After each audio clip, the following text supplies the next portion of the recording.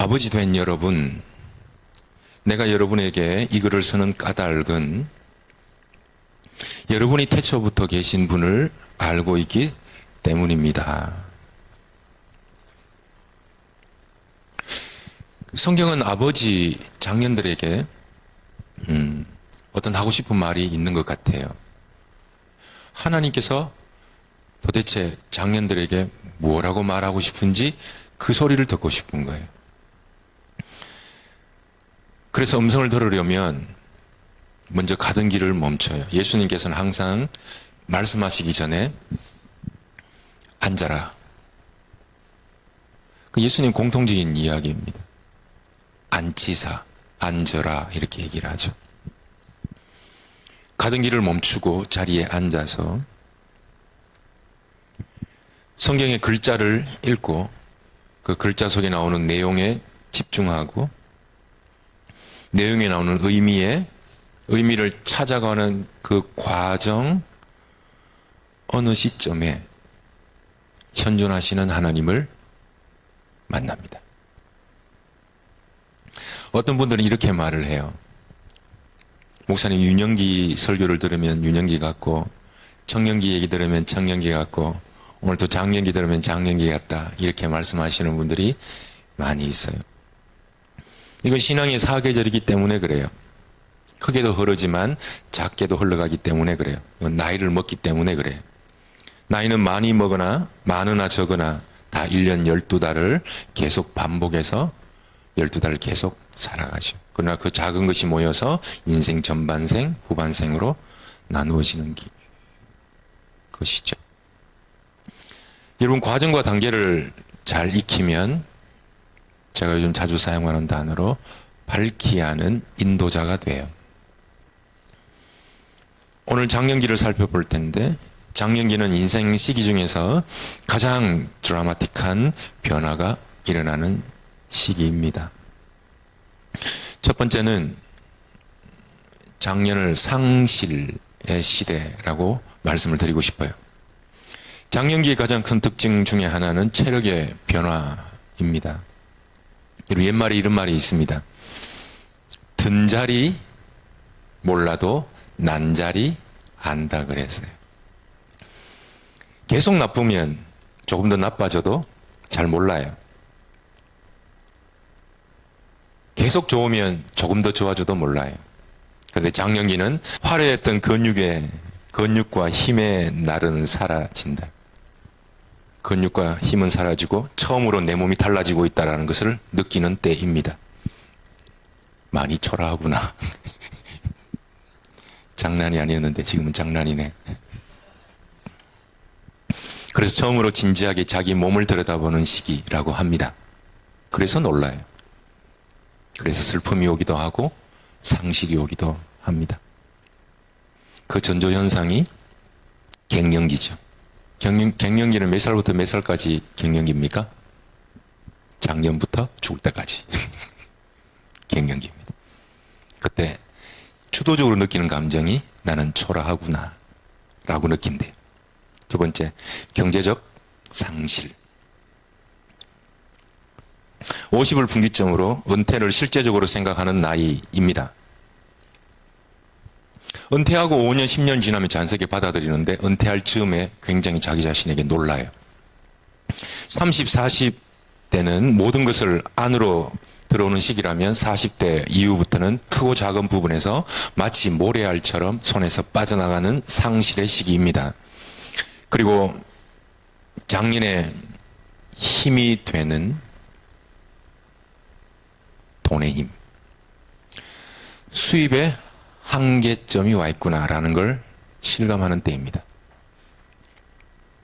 그리고 경제력과 함께 꿈꿀 수 있는 것과 꿈꿀 수 없는 것이 현저하게 그 경계가 정해지는 때이기도 하죠. 그래서 제가 서두에 말씀드린 것처럼 드라마틱한 변화가 일어나는 시기라고 말하는 겁니다. 차라리 60, 70은 잘 버팁니다. 왜냐하면 받아들이는 순간이기 때문에 그래요. 그러나 이 시기가 지나가면서 사람들은 많이 놀라죠. 이 시기가 인생에 크게 한 번 오기도 하지만 1년에 계속 온단 말이에요. 봄, 여름, 가을, 겨울이 계속 온단 말이에요. 여러분 전부 다 동일하게 적용되는 말씀인 겁니다. 세 번째는 마음의 상실. 체력과 경제력만 상실하는 것이 아니라 가족들도 떠나요. 아이들이 자기 방 달라고 할 때는 언제고, 이제는 그 방이 빈 방이 되는 때입니다. 그리고는 그 방을 볼 때마다 아픔이 찾아와요. 소위 빈집 증후군이라고 부르기도 합니다. 마음의 상실과 나 자신에 대한 상실감을 실감하는 때이죠. 이걸 생물학적 변화를 맞는 첫 번째 시기, 장년기입니다. 어떤 사람 물어요. 목사님, 사춘기, 유년기, 청년기의 사춘기 때와 장년기의 고통 어느 게 더 큽니까? 라고 물으면 저는 주저없이 얘기합니다. 갖다 대지를 마라. 사춘기하고 갱년기는 갖다 대지를 마라. 질문해 볼까요? 사춘기 딸을 가진 집이 있다고 칩시다. 사춘기 딸과 갱년기 엄마와 싸우면 누가 이길까요?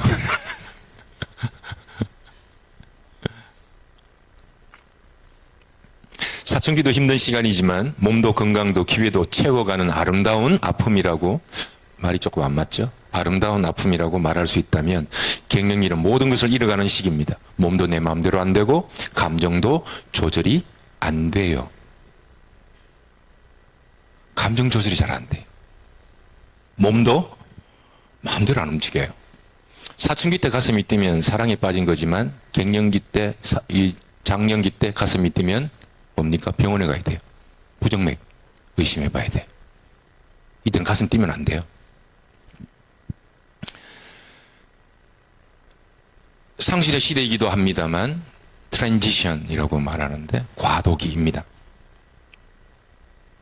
50대 아버지, 50대 이후입니다. 아버지, 장년기의 변화는 이렇게 표현해 볼게요. 대변동의 시기입니다. 변동이 아니라 대변동입니다. 위에 큰 원이 있죠. 저기 전반생입니다. 전반생 빨간 그래프가 확 이렇게 그래프가 아래로 휘어지는 때입니다. 대변동이에요. 아무리 노력해봐도 나는 나인데 어제 나와는 전혀 달라요. 물리적으로 완전 다른 사람이에요. 큰 그래프를 보세요. 완전히 꺾여버려요. 이름도 나고 실제적으로 전체적으로도 난데 의미적으로는 완전 내가 아니에요. 그래서 이때 새롭게 태어나는 시기라고 해서 발달 과정에서는 과도기 트랜지션이라고 불러요. 완전히 새롭게 태어나는 때라고 말을 합니다. 그래서 이 트랜지션 과도기에 전반생 50년을 잘 살아왔다면 후반생 50년을 살아가기 위해서 이 과도기를 어떻게 보내느냐에 따라서 이 과도기로부터 다시 유아기가 시작돼요. 왜? 새롭게 태어나는 거니까. 전반생은 내가 선택해서 태어난 건 아니죠. 왜냐하면 태어났더니 그 부모님이고 태어났더니 그 고향이고 태어났더니 코리안이었습니다. 그런데 후반생은 나의 선택과 나의 준비에 따라서 남은 50년의 질이, 삶의 질이 결정됩니다. 주어진 50년 전반생이었다면 이제는 선택하고 준비하는 50년이죠. 완전히 삶의 질이 달라져 버립니다. 그래서 버릴 것과 잡아야 할 것, 잊어버려야 할 것과 배워야 할 시기가 명확하게 구분되는 시기입니다. 그래서 이때 키워드를 세 가지로, 몇 가지를 말씀드린다면 상실과 변화, 그리고 새로운 삶의 시작이라고 키워드를 말씀드리고 싶어요. 이때 성경은 뭐라고 우리에게 권면하는가, 그걸 살펴보고자 하는 거죠. 너무너무 중요합니다. 매년 여러분들에게도 찾아오는 때이기도 하고 인생의 대변동의 시기가 찾아올 때이기도 합니다. 아이들아, 내가 너희에게 쓴 것은 너희가 아버지를 알았으며, 아비들아, 내가 너희에게 쓴 것은, 여러분 이상하지 않습니까? 아이들아 하고 난 다음에 청년들아가 나오는 게 시간 순으로 맞잖아요. 계속 12절, 13절, 14절 계속 이렇게 뒤바꿔놔요. 청년들아 하고 난 다음에 아비 다음에 청년이 나와요. 여러분 그 이유를 아시겠어요? 그게 뭔가 하면 아비 때 다시 청년기를 다시 살아서 그래요. 아비들아, 내가 너희에게 쓴 것은 너희가 태초부터 계신 일을 알았으며, 오늘 이거 풀어야 돼요. 너희가 태초부터 알았다라는 것이 하나님께서 우리에게 들려주시고 싶어 하시는 메시지입니다. 굉장히 모호하죠. 청년들아, 내가 너희에게 쓴 것은 너희가 강하다. 지난주에 말씀을 드렸죠. 자녀들아, 아이들아, 죄를 이겼다. 아버지를 알았다. 13절에는 죄를 이겼다 얘기하잖아요. 그래서 우리 윤영기는 어땠습니까? 의심에서 확신으로 나아가야 합니다. 왜냐하면 이때 위기가 오거든요. 의심하고 재미없네 라는 그 무기력이 찾아온다. 무의미가 찾아온단 말이에요. 그건 거기서 쉽게 넘어간단 말이에요. 그래서 너희가 죄를 이겼다라는 걸 가르쳐 주는 거죠. 의심에서 확신으로 넘어가라 라는 거죠. 청년들에게는 너희가 강함을 가르치고 있습니다. 너희는 약하지 않다, 강하다. 왜냐하면 이 시기에 말씀 테스트, 믿음 테스트가 오기 때문이거든요. 많은 사람들이 여기에 넘어져요. 그 오늘 하고 싶은 말은 나눠야 될 얘기는 아비들아, 태초부터 계신 이를 알았다라고 가르치고 있다 말이죠. 지금 우리 현상적으로 장년기라고 말하면 베이비 부머 세대입니다. 베이비 붐 세대입니다. 이제 그 끝이 나고 있죠. 베이비 부머 세대가 언제냐라고 말할 때 베이비 부머를 1차, 2차 시기로 나눠요. 1956년에서 1963년을 1차 베이비 부머 시기라고 하고 2차 베이비 부머 시대를 1964년부터 대부분 이죠. 1974년까지 5, 60대를 베이비 부머라고 말합니다. 저는 2차가 되겠죠. 이 시기는 사람이 참 착했어요. 열심히 열정적으로 일했습니다. 위로는 부모님을 섬기고 지금 못 섬겨요. 부모님 은퇴하고도 30년, 40년 사세요. 자녀는 직장이 없어요. 큰일 났습니다. 그러니까 자녀가 부모를 섬긴다는 건 있을 수 없어요. 자녀가 집도 못 사죠. 결혼도 못 하죠. 이건 정말 심각한 문제입니다. 그러나 베이비 부머 시대는 위로 88 올림픽, 여러분 2002년 월드컵 이 다 기억하실 겁니다. 한강의 기적 이런 거 있잖아요. 그런 발전들을 갖고 왔고 한국의 민주주의가 처음으로 들어서는 걸 경험했고 우리나라가 개발도상국에서 상위로 막 뛰어오르는 그 과정을 우리는 경험했던 세대란 말이에요. 아래로 자녀를 향해서 최선을 다해서 도운 세대입니다. 교회를 일으키고 부흥을 선도했고 성경 공부도 열심히 했고 기도도 열심히 했던 세대들입니다. 이 세대들은 예수님에 대해서도 잘 알아요. 그리고 자기의 죄성도 잘 알아요. 그리고 그리스도의 은혜도 잘 알아요. 신학적 지식도 가지고 있어서 삼위일체가 무엇인지도 알고 이단들이 들어오면 거절할 줄도 알아요. 내 안에 성령이 내주하고 계심도 알아요. 그런데 무슨 문제가 있느냐? 아비들아, 내가 너희에게 선 것은 너희가 태초부터 계신 이를 알았으며 많이 배우고 열심히 살았는데 너무 잘한다는 게 문제입니다. 그래서 태초부터 has been, I know him. 나는 알았다. has been. 과거 완료형으로 써요. 알고 있는데 과거에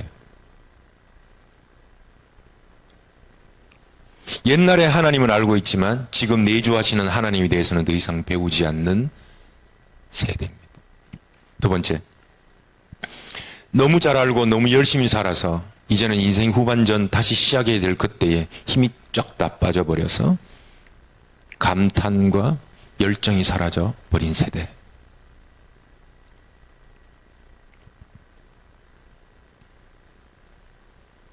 주님께서는 이렇게 말씀하시잖아요. 내가 세상을 만드시고 보시기에 참 좋았다. 감탄하셨거든요.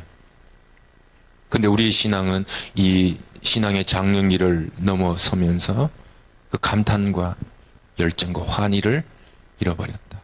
굉장히 건조하죠. 메마르죠. 드라이하죠.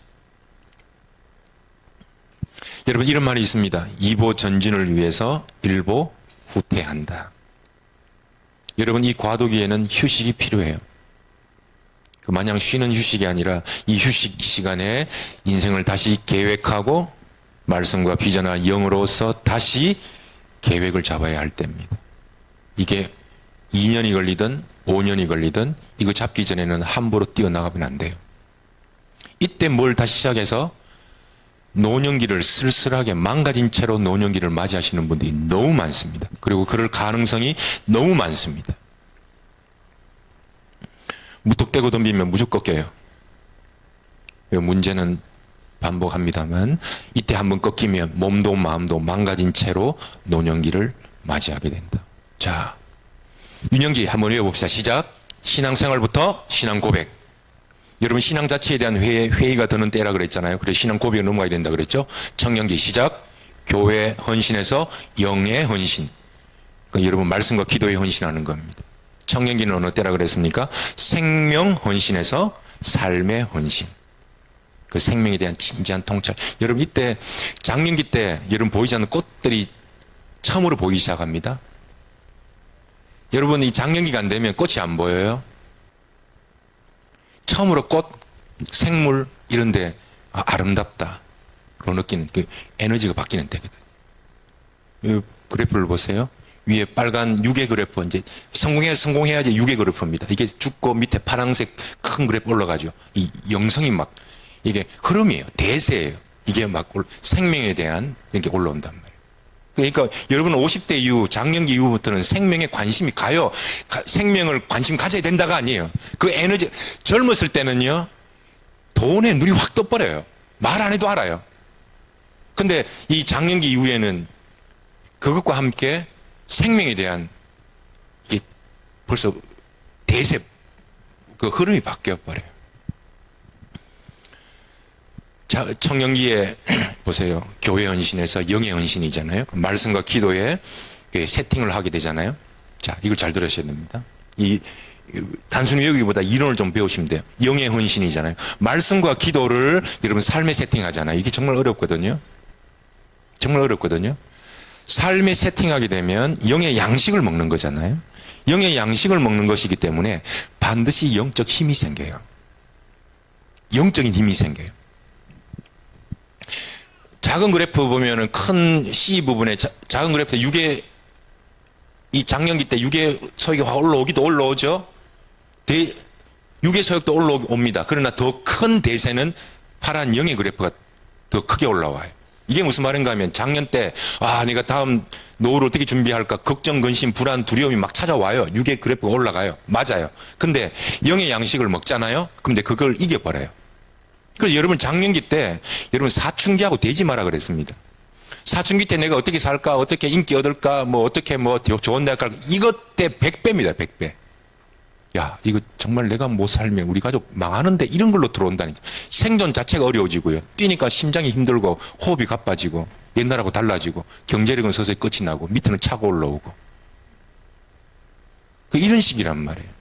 근데 그 시기를 이길 수 있는 방법은 대세를 따르는 겁니다. 작은 그래프 따라가면 큰일 납니다. 얼마나 많은 장년부 분들이 우울증에 시달리는지 몰라요. 정말 많아요. 이 시기 잘못 지나면 졸혼이라 그랬습니까? 결혼을 졸업하는 거 맞죠? 이제 지쳐버리는, 질려버리는 거죠. 큰 그래프는 대세입니다. 이때 대세를 따르지 못하면 작은 그래프로 살거든요. 이때 제일 많이 듣는 소리가 나이값 못한다. 꼰대라는 소리 들어요. 이때는 품위가 필요하단 말이에요. 그러니까 이때는 정말 욕하면 안 돼요. 욕을 자주 사용한다. 험한 말 있잖아요. 막 비비꼬는 말. 이건 내 인생이 욕이었다라는 말과 똑같은 거예요. 그러니까 젊었을 때 욕을 할 수 있죠. 근데 이때는 말을 정말 조심하는 겁니다. 발전이 없이 외로이 노년기를 맞을 수 있다. 두 번 기회였거든요. 이때가 마지막 찬스거든요. 장년기에 매너리즘, 불안, 두려움, 걱정이 찾아와요. 어쩔 수 없어요. 이게 확 꺾여버리기 때문에. 이걸 극복하는 방법이 하나 있습니다. 생명헌신, 삶의 헌신인데, 자, 내 삶을 다시 일으켜 세우는 이 장년기 때입니다. 이 매너리즘을 극복할 수 있는, 신앙의 매너리즘 극복할 수 있는 방법은 생명을 낳고 이제 코칭하는 자리로 서는 겁니다. 여러분 배울 때랑 가르칠 때랑 여러분의 신앙은 하늘과 땅 차이로 벌어집니다. 제가 여러분들에게 잘 가르치라고 말하지 않고 가르치세요라고 말하는 거예요. 이때 여러분이 생명을 낳잖아요. 그리고 코칭하잖아요. 여러분 매너리지 빠지지 않아요. 그래서 제가 생명헌신에서 삶의 헌신이라고 말을 했던 겁니다. 왜냐하면 보세요. 영성이 내 삶을 이제 주도하는 때예요. 영성의 흐름이 바뀝니다. 생명헌신. 이거 전도하란 말이네. 결국은 목사님. 포인트가 그게 아닌데 전도하세요. 이 말 아니에요. 전도는 전도해서 전도되는 게 아니에요. 포인트는 아니지만 하나 물어봅시다. 전도는 누구나 다 해야 합니까? 은사 있는 사람만 해야 합니까? 여러분의 입으로 대답하십시오. 시작. 말은 그냥 오늘 이 얘기는 아니지만 이걸 짚고 넘어가야 돼요. 전도는 은사 있는 사람이 하는 것이 아니라 누구나 다 해야 합니다. 근데 아예 할 생각을 안 하죠. 여러분, 저는 옛날에 예수 믿으라고 하면 예수 믿으라고 해서 예수 믿지 않았어요. 천국 지옥 얘기하면 저는 웃었다고요. 아이고, 아직 저런 걸로 전도하나. 그리고 옆에 가서 항상 묻습니다. 너도 안 믿죠? 너 천국 안 믿죠? 비웃었습니다. 그런데 삶이 몹시 피곤한 날이 있었습니다. 그 어느 날 우연하게 듣게 된, 잘 들으세요. 말이 아니에요. 깨달은 한마디에 제 인생에 폭탄 맞아버렸습니다. 1기, 2기, 3기, 4기 한 번씩 폭탄 맞아 넘어가는데 그 나의 다음 과정 넘어갈 그때 폭탄 맞아버렸다고. 어떤 말이라고요? 깨달은 말에. 깨달은 말은 짧은 말인데 힘이 있습니다. 그 말이 무슨 말인가 하면, 다가 시작. 빛이 어둠에 비치되 어둠은 깨닫지 못하더라.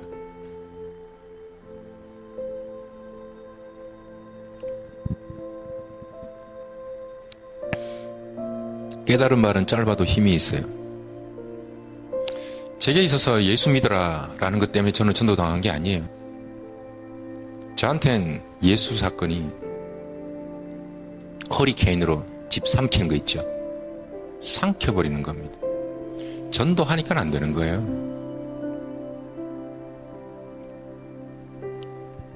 폭풍이 나를 덮어버렸다고요. 그 전도는 전도하는 게 아니라 침노당하는 겁니다. 천국은 어떻다고요? 침노당한다고 그랬습니다. 누군가가 빛이 어둠에 비치되 어둠은 깨닫지 못한다라는 말을 저한테 툭 던져주면서 확 왔던 말이 저에게는 어떻게 번역되어서 들린 줄 아십니까? 나는 한 번도 나 자신으로 산 적이 없다로 이게 번역돼서 제 소리에 들렸습니다. 왜? 너는 너를 모르잖아. 그래서 저는 결론 내렸습니다. 저희 지나온 모든 삶은 거짓이었다고. 이게 폭탄이었습니다. 나는 한 번도 나 자신으로 살아본 적이 없다라는 말을 또 어떻게 번역되는 줄 아십니까? 나는 그리스도와 아무 상관도 없는 사람이라는 말이구나. 여러분, 그리스도와 아무런 상관이 없다라는 말은 도덕적 윤리적 문제가 있다는 말이 아니에요. 교회 안 나간다는 말도 아니에요. 내가 그리스도와 아무 상관도 없다라는 말은 철저하게 나는 나하시, 뱀, 욕망, 땅의 존재, 하늘 양식을 거부하고 살았던 사람이라는 사실을 발견한 겁니다. 폭탄 맞아 버렸다니까요. 예수와 상관없는 사람. 나는 그냥 예수 잘 아는 넌크리스찬이었어요. 예수 전하기 위해서 신학교에 간 넌크리스찬이었다고요. 내가 했던 모든 일이 내가 좋아서 했던 일이고 내게 이익이 되니까 했던 거예요. 이게 나한테 전도였다고요. 전도해서 전도된 게 아니고 내 속에 내가 얼마나 큰 죄인인가를 두들겨 맞아버렸다니까요. 침노당하는 거라니까요. 전도는 설득하는 게 아니에요. 압도당하는 겁니다. 여러분, 전도가 안 되는 이유를 묻지 말아야 돼요. 전도가 안 되는 이유가 아니라 전도를 왜 안 할까를 물어야 돼요. 여러분, 이런 예를 한번 들어볼까요? 여러분이 사랑하는 가족이나 친구가 테러범이 설치해 놓은 버스를 타고 간다고 생각해 봅시다. 그런데 그 속에 테러범이 타고 있다는 사실을 여러분만 알고 있습니다. 자, 이 상황이라면 여러분은 여러분의 친구나 가족을 그 버스에 태우시겠습니까? 멱살을 잡아서라도 안 태울 겁니다. 그 사실에 압도당해 버리는 겁니다. 제가 물건 팔듯이 전도하라 이 얘기를 안 하고 싶은 거예요. 왜? 전도라는 그 고귀한 그 진리가 호객 행위처럼 바뀌어 버릴까봐. 전도는 방법이 아니라 압도당하는 겁니다. 그 친구가 나를 미워하든 말든 나는 그 친구를 절대 태울 수 없다라는 사명감 같은 게 생겨버립니다. 장년기에 매너리즘 이길 수 있는 방법은 생명헌신이죠. 여러분, 전도 안 하죠? 신학 공부 100개 해보세요. 그걸 뚫고 나갈 수 있는지. 여러분이 이미 태초부터 알았던 has been, I know him. 잘 알아요. 잘 알았어요. 과거형입니다. 지금은 환희와 감격이 사라진 채로 무의미한 표정으로 그렇게 살아갈 뿐인 거죠. 전도가 안 되는 이유가 아니라 전도를 안 하는 이유가 있는 겁니다. 첫 번째, 부끄럽기 때문이고, 두 번째는 한 번도 압도당해 본 적이 없기 때문입니다. 압도당한 적이 없다는 것은 처음으로 돌아가서 나는 한 번도 나 자신으로 살아본 적이 없다는 말입니다. 내가 얼마나 철저하게 내 세포 하나까지도 죄 덩어리인지를 본 적이 없단 말입니다. 그래서 일주일 내내 책상 밑에 들어가서 울었습니다. 왜 우는지도 모르고 울었습니다. 예수 믿고 내가 해야 되는 건 내가 되는 거다. 나는 한 번도 나 자신으로 살아본 적이 없다. 다 거짓과 같은 삶이었다.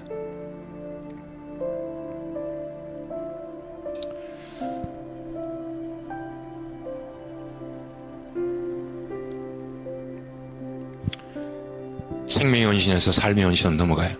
새롭게 태어나는 시기라 그랬죠. 전반생 50으로 끝나요. 후반생은 전혀 물리적으로 새로운 사람이에요. 몸이 어제의 내 몸이 아니에요. 생각이 내 몸이 아니에요.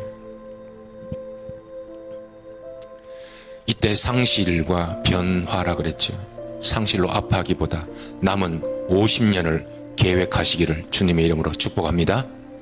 그동안 수고했습니다. 충분히 아름답고 멋진 삶이었습니다. 잠시 멈추어 서야 합니다.